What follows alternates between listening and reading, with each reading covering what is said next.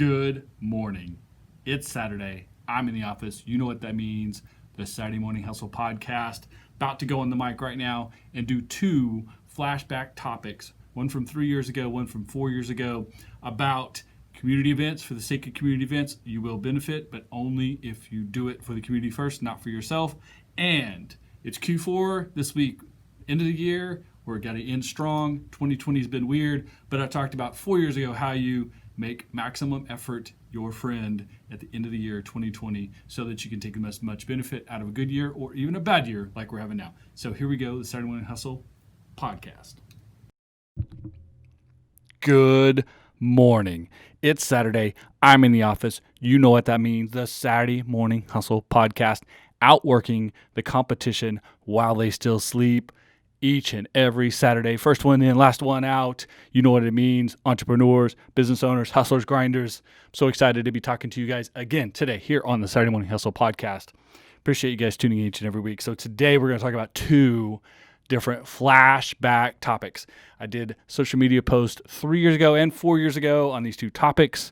I'm going to expand upon them today. They're two very good topics. They go back to back. They dovetail into each other. I'm going to go deep with them. I expect to go 15, maybe 20 minutes, maybe 25. We'll see what happens because I'm excited. I think they're good and they're timely because the 4 year ago post has to deal with Q4, which we just started this week. And Q4 in 2020 is different than any other year. 2020 has been different than any other year, but you still have to approach it with the same lessons learned, the same value you take out of it as you do each and every year. You can't use it as an excuse not to. So we will get to that. But first, we're going to talk about a post I did 3 years ago about community collaborations for the benefit of the community first that will eventually benefit your business or what it is you're trying to attract attention to if you do it for the right reasons, absolutely, and you let the benefit part come secondarily and organically. This is the key to it. So I'll explain what that means. So the post I made a few years ago, and the idea I want to get to across to you today is you could spend time and money on straight traditional advertising, marketing, direct sales, etc. That's fine and good, and you should be doing some of that to a point. But there comes a time when that cost and that effort or how you're executing actual advertising isn't connecting with the right audience or in the right way, conveying the right message, whether it's you simply have missed your audience, you haven't connected with them connected with them correctly yet, as I slow down and speak clearly for you on the podcast, or something else has happened that creates a negative aspect of your business. You're viewed in a negative light and you need to reverse that. You need to correct that. You need to fix that. And you can't really buy your way into people's good graces. You can only earn your way into people's good graces. And even then, and I'm going to explain to you how to do it in a concerted effort, but it can't feel like and look like a concerted effort. It has to be community first, and the benefits that come to you secondarily are purely secondary, purely organic. That's how that goes. So the suggestion I made 3 years ago was to get together with a group of other business owners, entrepreneurs, community involved people, influencers, etc., and plan some sort of community event. It can be and obviously 2020 COVID is going to affect what kind of community event you might have. And maybe what I'm going to describe to you may end up being a virtual event.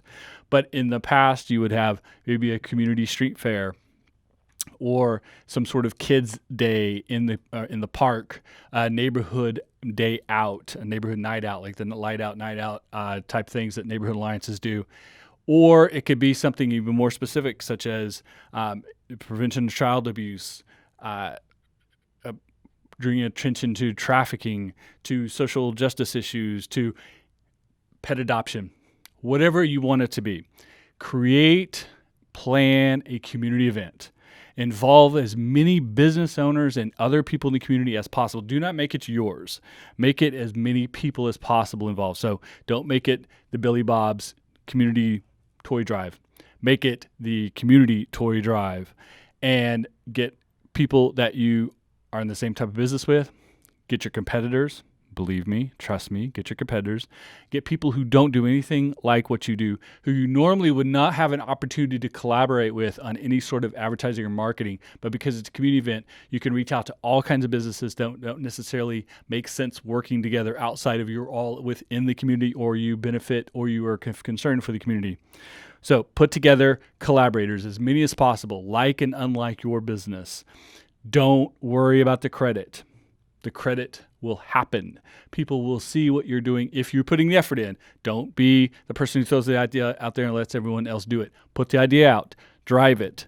Don't be the credit person. Be the person willing to give everyone credit. Make it for the community. Make it a community event. Your local media, your local influencers, your local people who are important in your community will talk about it. They will attend. They will promote and support if it's truly for the community, first and foremost. If you're doing that, everyone else will be involved. Eventually, everyone will understand it was originally your idea, how much effort you put into it, how much focus you put on sharing that credit. The good person, the good business person, the good community member that you are.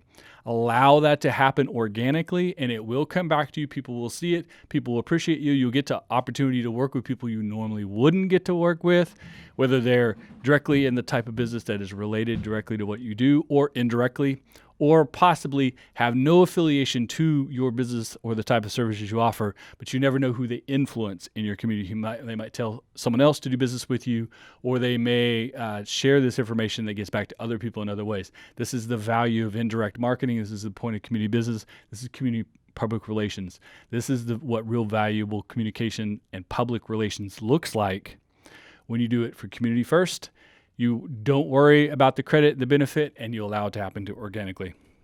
So first and foremost, don't sell anything at this event related to your business.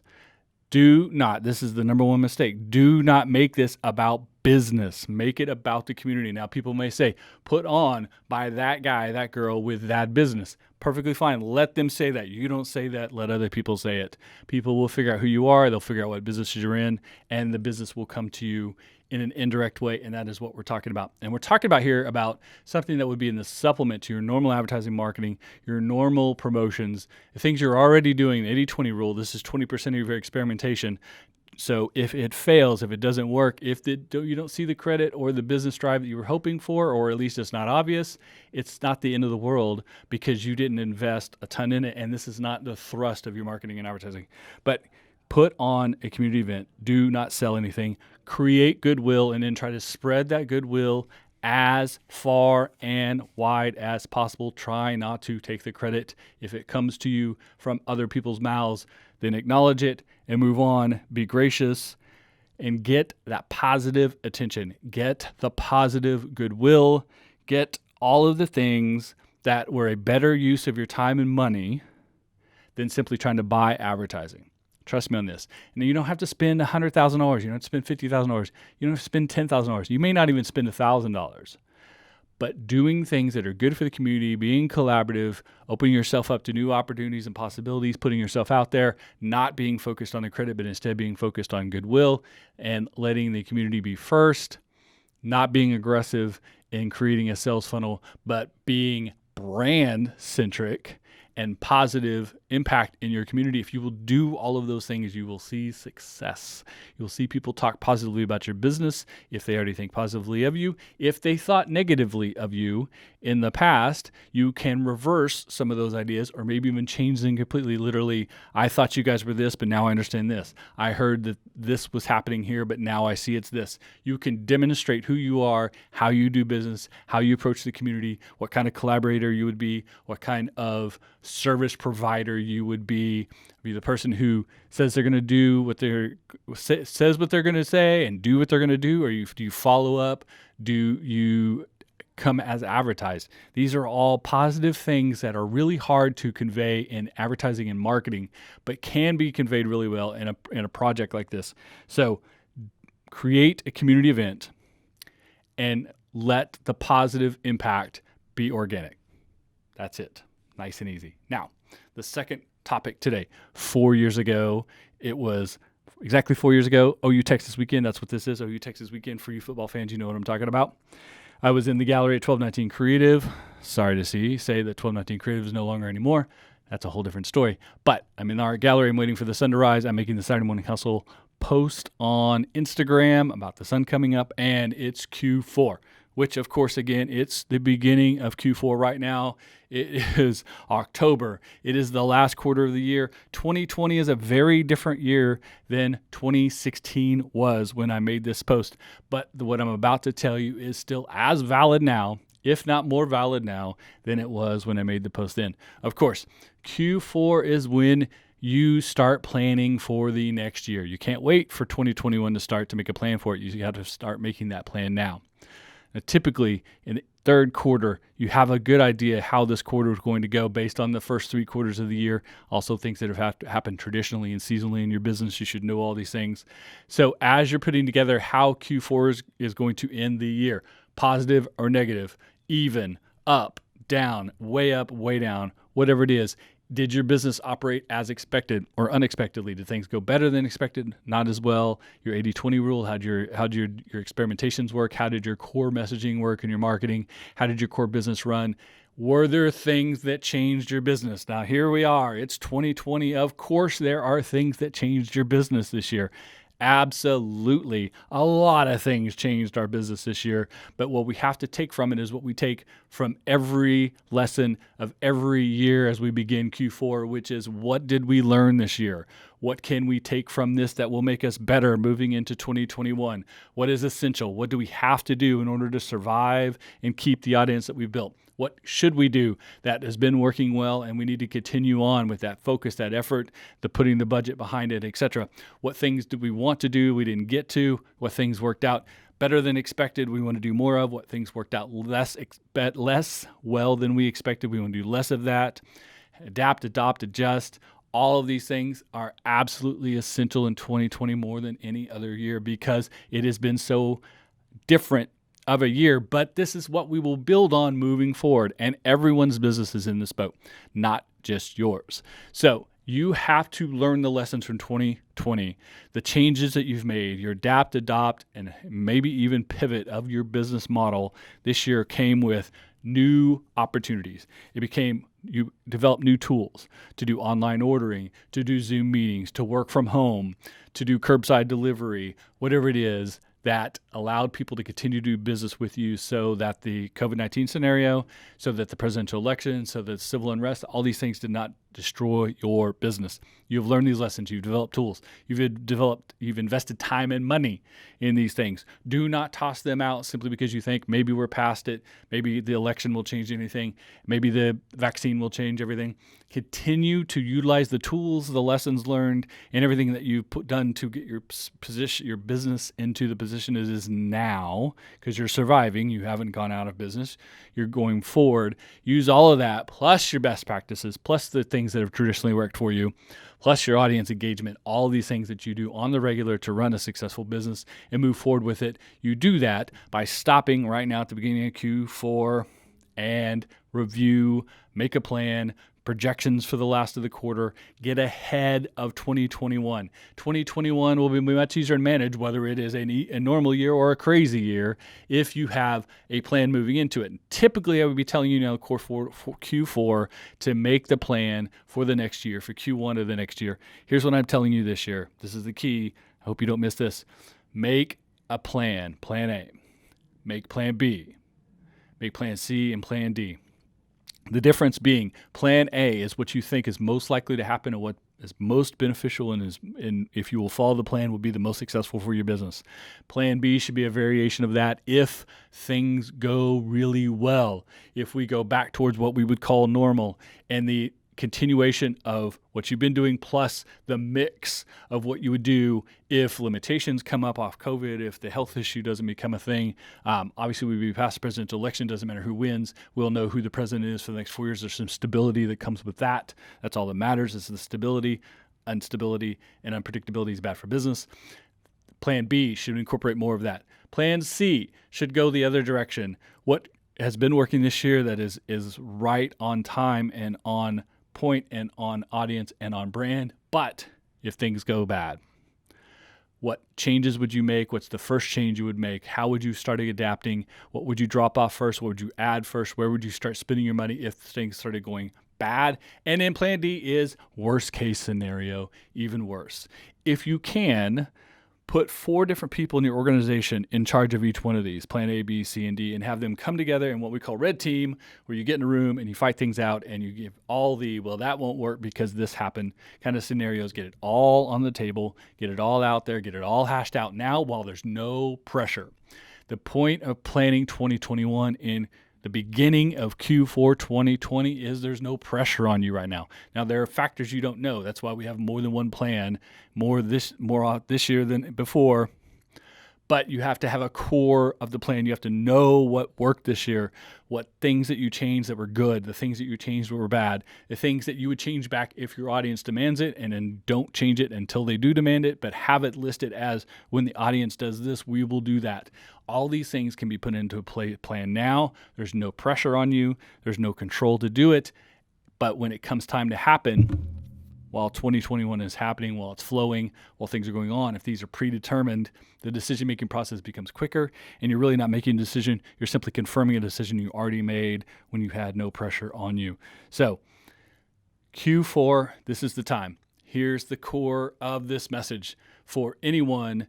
If you run a business, you understand you've got to be planning. Q4 is how you plan next year. You have to have a whole plan going into next year. If you're an individual, if you're an entrepreneur, if you're talking about your career or some side hustle or some other pursuits, what's the lesson for this?